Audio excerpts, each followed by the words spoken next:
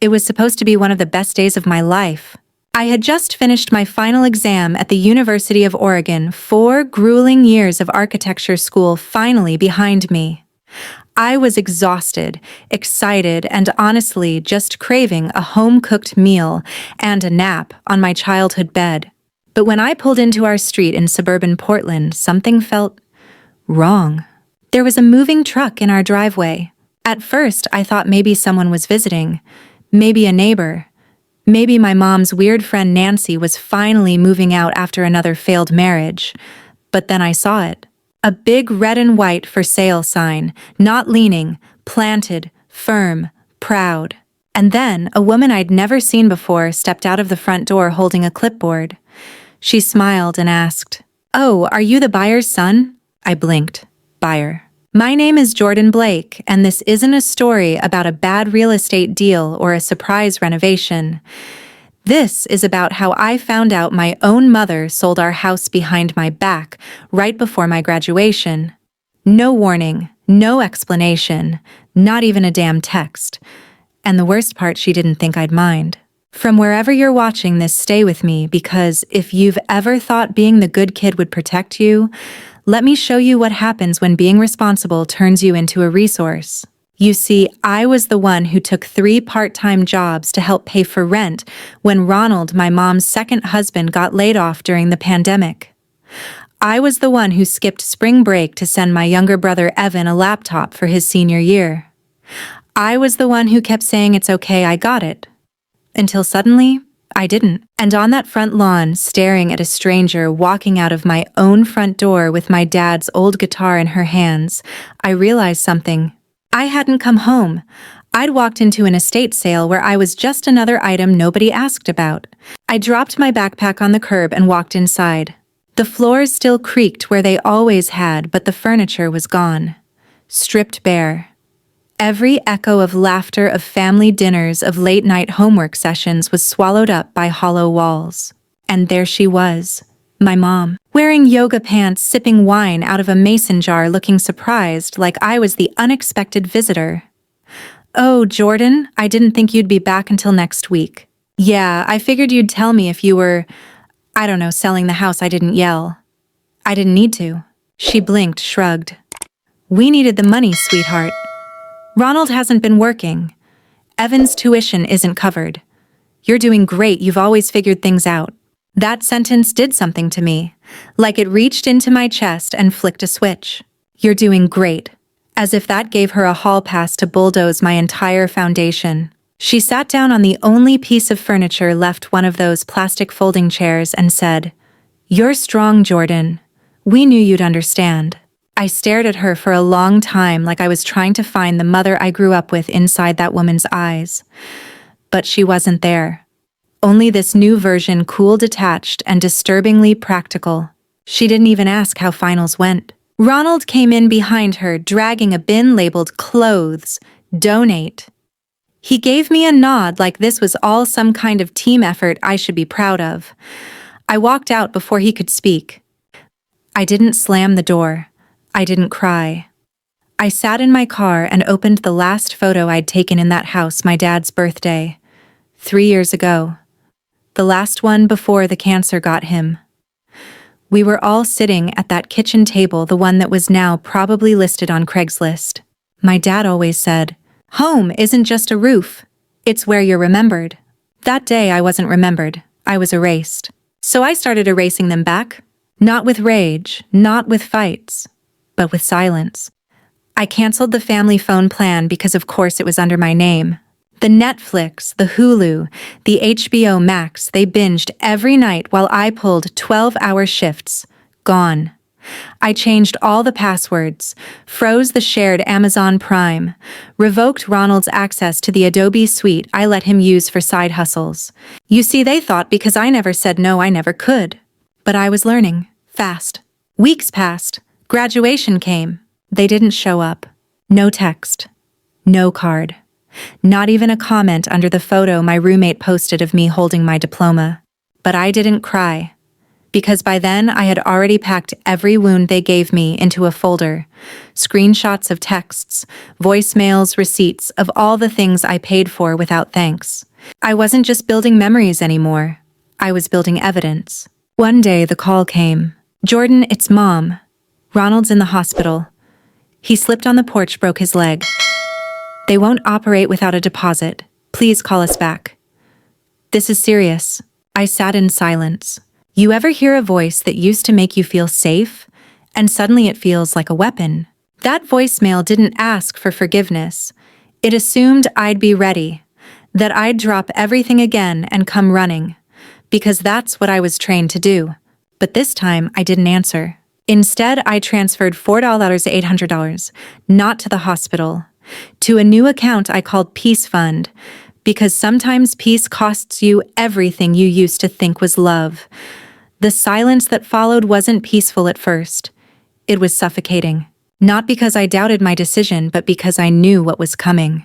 The voicemails turned ugly. What started as "please call us back" became "I can't believe you're doing this," and then, "after everything we've done for you."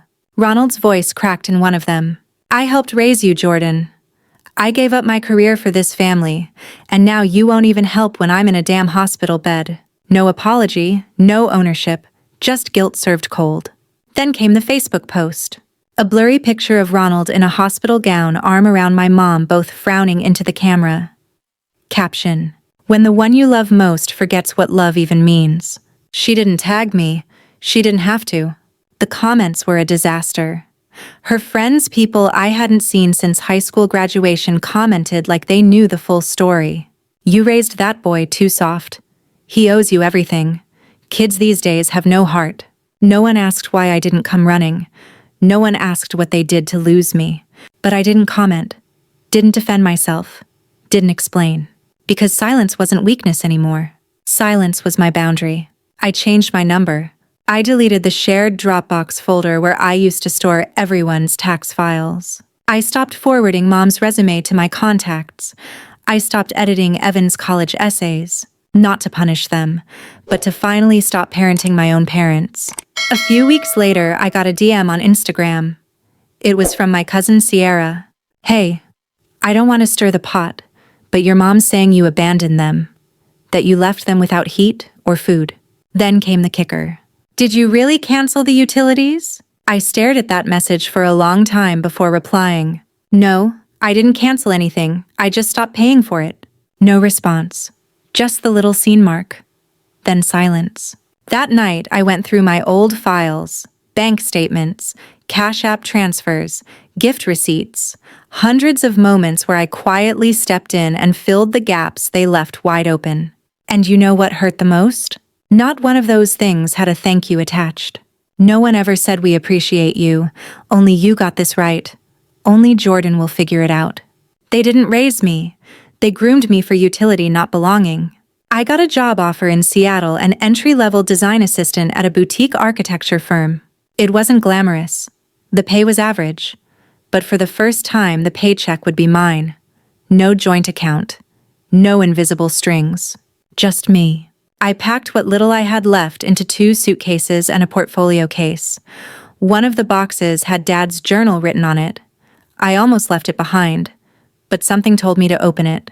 Inside, scribbled on the last page he wrote before chemo took his handwriting away, were 9 words. "Don't let them take more than you can give." I stared at those words like they were a prophecy. And maybe they were. The night before I moved, I drove past the old house. It was dark. Empty.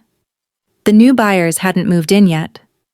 Through the window, I saw the outline of the living room wall where my height used to be marked in pencil. Age 5, Jordan, first bike. Age 11, Jordan, science fair winner. Age 17, Jordan, early college acceptance. None of it mattered now. Painted over, scrubbed out. Just like me. I moved to Seattle in early June. Found a tiny apartment with horrible lighting but a working heater and a lock that only I had the key to. No shared bills, no surprise calls, no one expecting me to fix anything but coffee. And for the first time in years, I slept. Like really slept.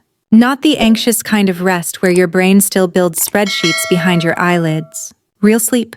But peace doesn't last forever. 2 months later, on my 23rd birthday, my doorbell rang. I thought maybe it was a package or a food delivery, something ordinary. Instead, it was my mother, standing there in a navy blouse that still had the Goodwill tag on it, holding a gift bag. I didn't open the door, just stood behind it. She knocked again, softly. "Jordan, happy birthday." Silence. I didn't come to argue, I wanted to see you. Still, I didn't move. "You look healthy. Online, I mean. I saw the new job. You seem happy." Her voice cracked. "I'm glad, really, we're glad." Then the guilt. "Ronald's been asking about you. Evan misses you. He's applying for grad school, thought you might help with the essays again." That's when I spoke. Not loud, not angry. Just clear. "I'm not your fixer anymore." There was a pause. Then a whisper. "I don't know who taught you that." I didn't answer, because she did. 3 months passed. Not a single message, no follow-up from Mom, no emails, no voicemails, just a clean, gaping silence. It didn't ache like it used to, it just existed. Like a scar I no longer noticed in the mirror. Then came the wedding. My cousin Alyssa, the only family member who ever really saw me. She was getting married in Bend, Oregon, and despite everything I told her, I'd be there. She didn't ask about the fallout, didn't choose sides. She just sent a 3-word text the night before. "Please still come." So I did. I wore a tailored black suit. Not somber sovereign, not mourning marking. When I walked into that reception hall, I felt the eyes, not just glances, measurements. Every stare from my mother, from Ronald, from Evan, trying to calculate how far I'd drifted, trying to locate the old Jordan. He wasn't there. They didn't approach. Not yet. They waited, watching me hug relatives who whispered, "You look so well," like I had survived a car crash instead of a household. At dinner, Mom walked past my table. She paused, rested her hand on the back of my chair like we were still family. "You look different," she said. I met her eyes. "I am." Her mouth opened again, but I lifted my hand gently. "I'm here for Alyssa, not for closure." Her eyes filled not with grief, with loss, because she finally understood. I was no longer the rescue boat. I was the lighthouse. Visible, distant, untouchable. Ronald raised his glass during the toast. He looked at me like he expected something. A nod, a smile, a signal of peace. I didn't blink. I didn't raise mine. Because peace doesn't come from pretending nothing happened. It comes from refusing to carry someone else's smoke after walking through fire. That night, I danced. Not shyly, not politely. I danced until my knees ached and my tie came loose. I laughed like I hadn't been trained to flinch. And when the music faded, I left without goodbye. No theatrics, no confrontation, just completion. When I got home that night, I did one last thing. I opened my bank app, found the last shared autopay that still existed, something small. A $9.99 family photo backup app. I clicked cancel, and in that tiny moment, something profound happened. It wasn't just a subscription, it was my childhood finally off autopay. It's been a year since the house was sold out from under me, since the voicemail about Ronald's surgery, since I stopped picking up their calls and started answering my own. The guilt used to be loud. Now it's background noise, easily silenced with truth. The truth is, I gave them more than money. I gave them my nervous system, my time, my rest, my bandwidth. And they spent it like it was free. But I'm no longer a faucet they can twist open during drought. This year on my birthday, there was no card, no half-hearted text, no gaslight wrapped in glitter. Just a knock. It was Alyssa, holding a cake. Small, lopsided, real. She set it down gently on my kitchen counter. "I know it's not much," she said, "but it's from people who don't need anything from you. Just love you." We lit the candles. We didn't make wishes. We just breathed. Because healing doesn't always look like triumph. Sometimes it's the quiet act of not reopening the door even when loneliness comes knocking in the costume of old love. Sometimes it's choosing soul ties over bloodlines, the kind that don't come with ledgers, the kind that don't invoice your kindness, The kind that see you not for what you give, but for who you are. My mom still posts cryptic quotes. Ronald still tells people I turned cold. Evan still wonders why I stopped editing his essays. But their voices don't echo in me anymore, because I built something louder, my own name. And this time it belongs to me. Fully, finally, freely.